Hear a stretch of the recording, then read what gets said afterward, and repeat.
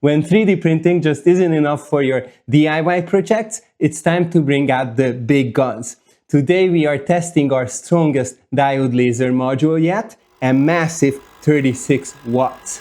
In fact, it produces so much smoke cutting at these high speeds that we had to move our entire workshop out into the spring garden to etch a custom Slate coaster and blast through a 72-piece plywood project in record time.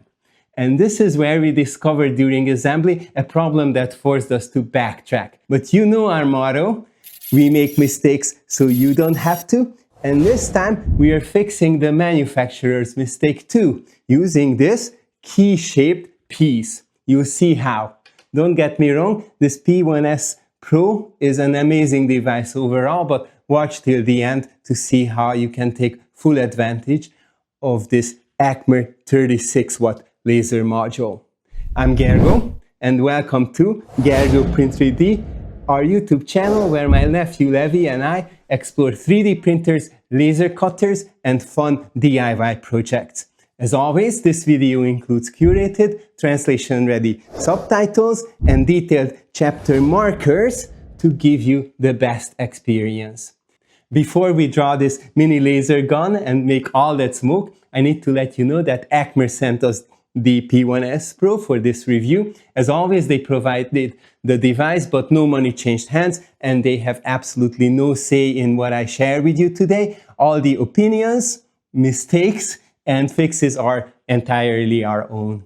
Unboxing chapters are often skipped, but stick around because we found a very pleasant surprise hiding in this box.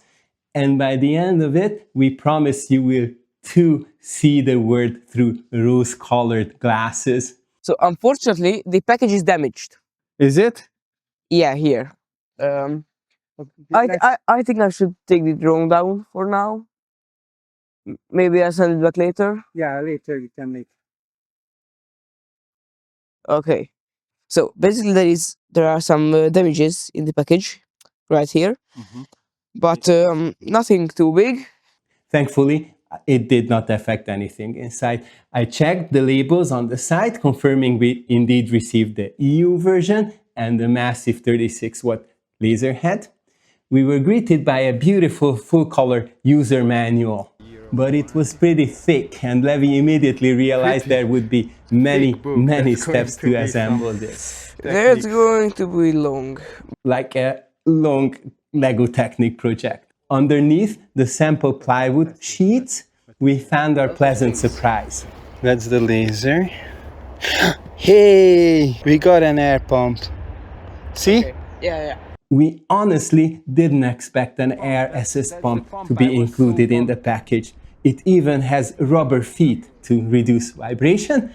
At a flow rate of 25 liters per minute, it is spec'd slightly lower than our other air assist pumps, and it doesn't have a power control dial, but it's a fantastic inclusion right out of the box.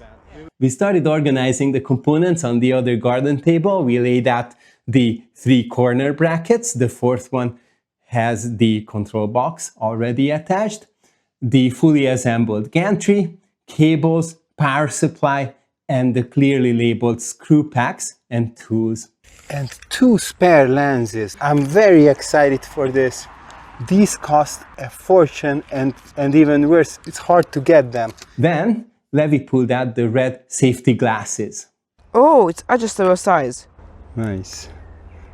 And here are some protection on the sides.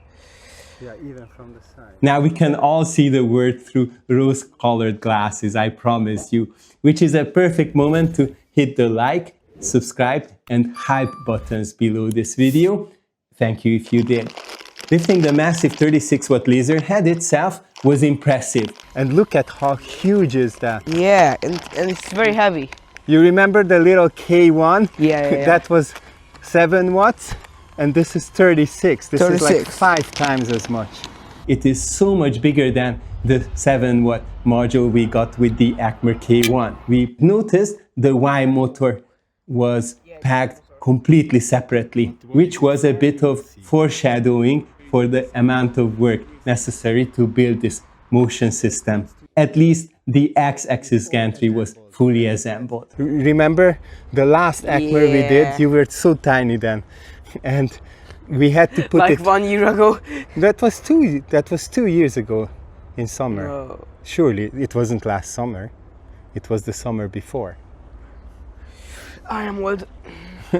We have history. We have history with Acmer. The P1 was the very first device we assembled together as an uncle-nephew team. Finally, Levi applied his emblematic move to check that the box was completely empty. My head hurts. Part 1 is finished. We unboxed. Now we can advance to assembly. We can tease right in the beginning that we made a mistake early on, but only realized it wasn't all our fault. Will it prevent us from making a working laser? I think you know us well enough by now to know it won't. Plus, inserting T-nuts and adjusting palm wheels are key skills for 3D printers too. So let's get into it. We gather the parts for step 1. The 3 corners, the motherboard block, and the long side pieces. 12 screws right out of the bat. Using our Hotto Pixel screwdriver made this so much quicker than using the little Allen keys included in the package. If you want to speed up your own DIY projects, you can use our code gerGO to get a generous 15% discount on everything at hottotools.com. So we have the front of the device assembled. 2 years ago, the gantry wasn't facing the right way somehow. You realized it. I put it on backwards and you told me it was the wrong way. I didn't remember that. Yeah, it was a long time ago. We were determined not to make that mistake again. Ironically, we were making a completely different one right now, attaching the right side profile backwards. But ignorance is bliss, so we moved blindly on to step 2, where we first attached the rod to the motor and threaded it through the gantry. Stab it with the motor. Fastening this motor in place was tricky. Having a nephew or uncle around for this step is highly recommended, since just 2 hands will not be enough.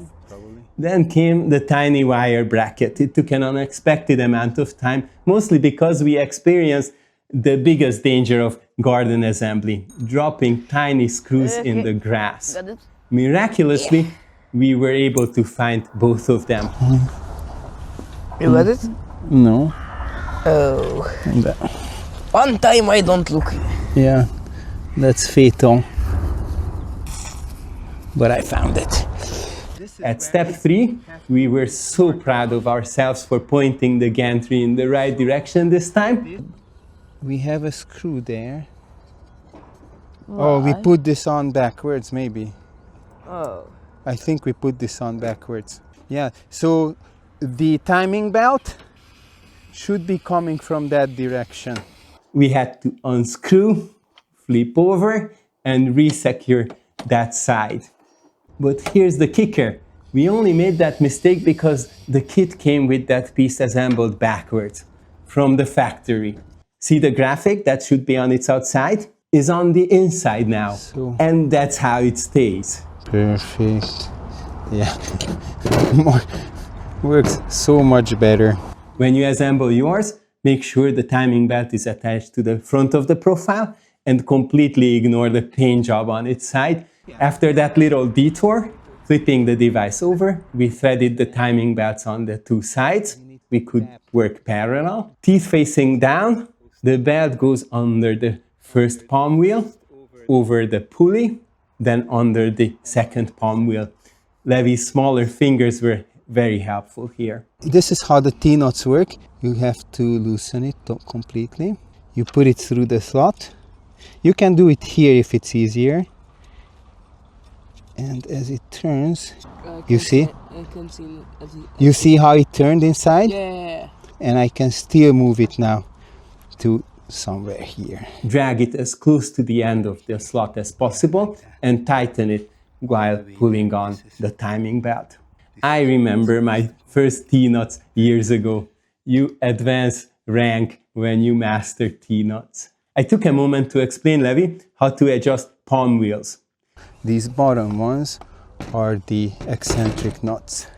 You should set these knots so you can turn these wheels. They should have a little bit of friction, but I'm able to turn the wheel. That's when they are the right distance. Yeah. They actually came pretty well tuned on our device, but you will need to adjust them after the initial wearing period of a few days anyway. We were flying now. Step 6 is just sliding the massive laser head into its place and tightening the knob screws. Wait, I have to unscrew. And the other one as well. And then I tighten it. Then we made the gantry parallel with the front and back. I loosen that screw. With that, they become decoupled, so I can move them separately from each other. In the final step 7, we plugged in all the motors and laser module, only the X motor cable needing the sealing strip to keep things tidy. The laser power and air pipe routing felt pretty incomplete, however. But don't worry, we're going to take care of those dragging cables when we get to cutting something big. The next day, our outdoor garden studio was ready for action. For our very first test, Levi wanted to engrave a Sea of Thieves skull logo onto a Slate coaster. That's the game we are playing now. We connected the air pump to the tool head Like this? and the power supply via the backwards Y cable, and we ran the blue USB cable straight to the laptop. Okay. If you plan to do any cutting, a honeycomb bed is highly recommended, so we repurposed one we had received with a previous machine. To connect to Lightburn, we obviously needed to turn on the device. Even though just powering on the controller doesn't fire the laser, we put on our safety glasses right away just to be on the safe side. So we have power there, but if I turn this on, Lightburn successfully detected the P1S Pro and even queried the bed dimensions correctly. Though, as we'd soon find out, not all that advertised work area is actually usable. Since this was our very first time working with a diode this powerful, we wisely started with a material test on the bottom of that coaster. We set the focus using the little fold-out Christmas tree branch and double-checked our clearance over the rubber feet of the coaster. Now here's the slightly awkward quirk. The air assist pump runs constantly as long as it's plugged in. It doesn't have a variable dial or even a switch, so if you don't want to listen to it humming away while you set up your files, you have to unplug it. Just make absolutely sure you don't forget to plug it back in before starting the actual laser job. What do you think? Should we make a similar auto pump hack to the one we did in this recent video? We ran the material test from 3000 to 8000 millimeters per minute, spanning 10 to 40% power with a 0.05 millimeter interval. Looking back, we probably should have doubled that interval because at this high resolution, the test took a full 13 minutes to complete. With the lowest power and highest speed settings, it barely made a mark, but as the test progressed, we started to see some incredibly strong deep etching. This laser module is indeed a massive step up from our 10 and 20 watt devices. Looking at the test grid, we found our sweet spot, 4000 millimeters per minute at 40% power for etching on the top surface of the slate. Framing with such a large tool head by eye isn't the easiest task. We repeated the circular framing outline a good number of times, manually nudging the coaster until the positioning felt just right. For future projects, instead of eyeballing the framing circle, I'd highly recommend using absolute coordinates to mark the exact position of your 100mm slate on a piece of scrap wasteboard and place the slate in that circle. Or use a laser cam like the mentioned we have set up for the P1 in this earlier video. But our manual alignment turned out to be close enough. The P1S Pro worked on this skull image for a good half an hour.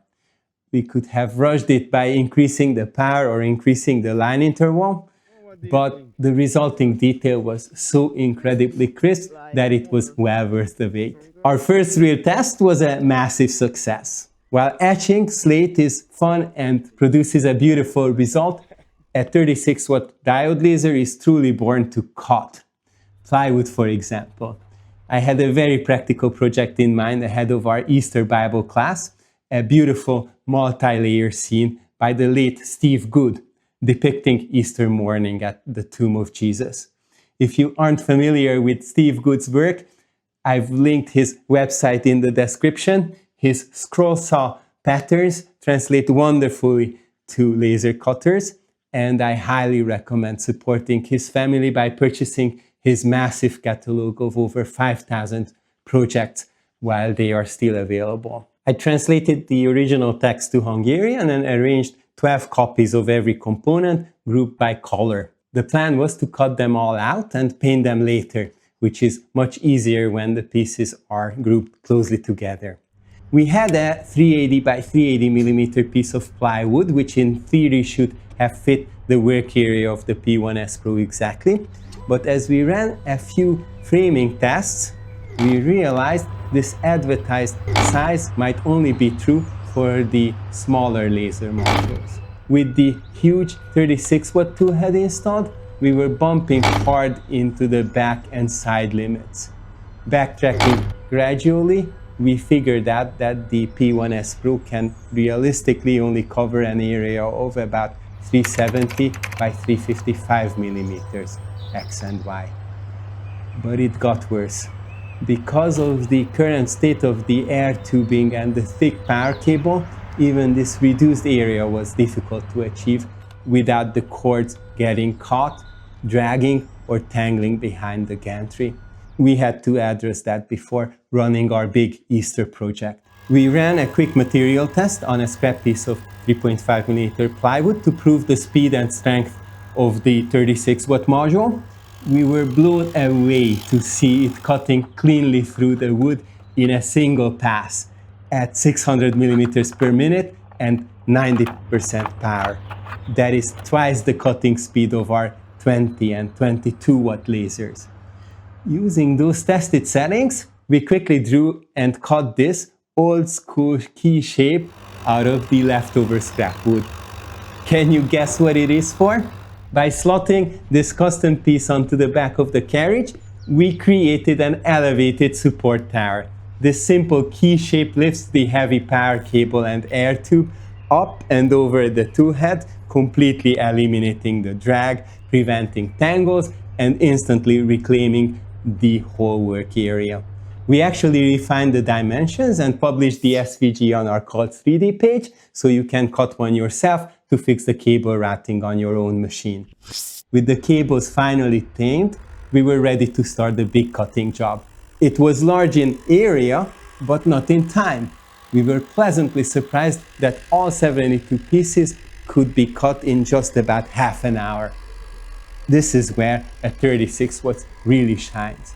While etching Slate produces invisible crystalline silica dust, cutting wood creates thick, heavy smoke. It might smell like a campfire, but it is nonetheless toxic. You can now see the massive advantage of using this device out in the open. You should actually never use an open frame laser indoors without a proper enclosure and venting system. Until we get the proper equipment from Acmer, we will gladly keep using this beast out in the fresh spring air of our garden.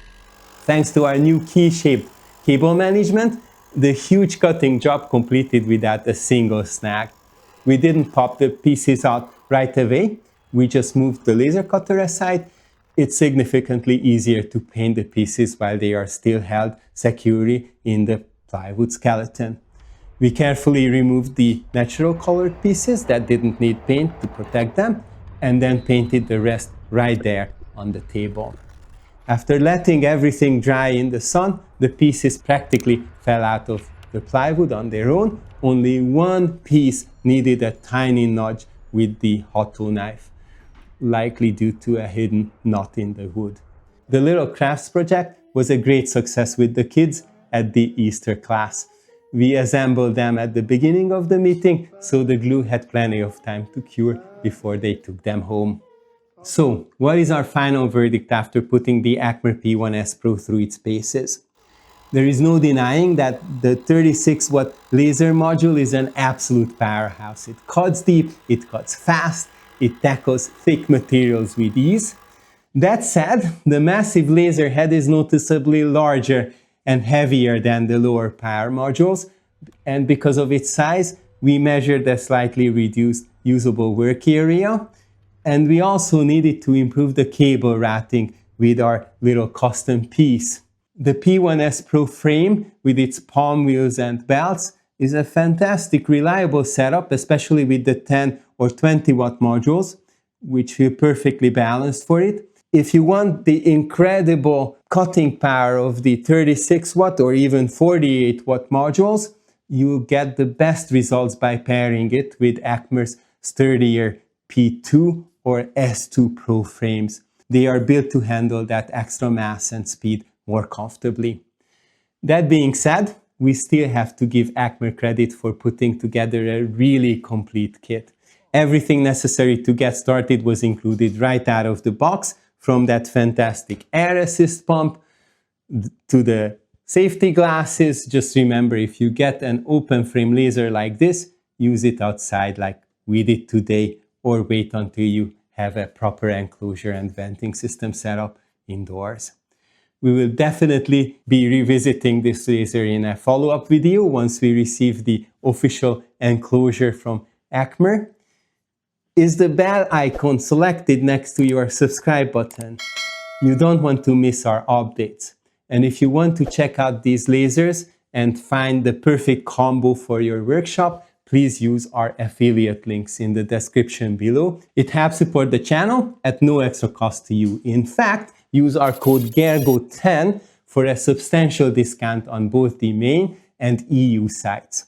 You might have noticed we only used Lightburn in this video since the 36 watt variant hasn't been added to Acmer Studio yet. But if you want to save $100 on software license, check out our beginner tutorial on the free Acmer Studio software right here, or click here to watch our review of the original Acmer P1 and see Levi before his massive growth spurt. So until next time, go print 3D, or maybe go cut 3D. Thank you for watching yet another gerGO Print 3D video all the way to its end. Put on those rose-colored glasses.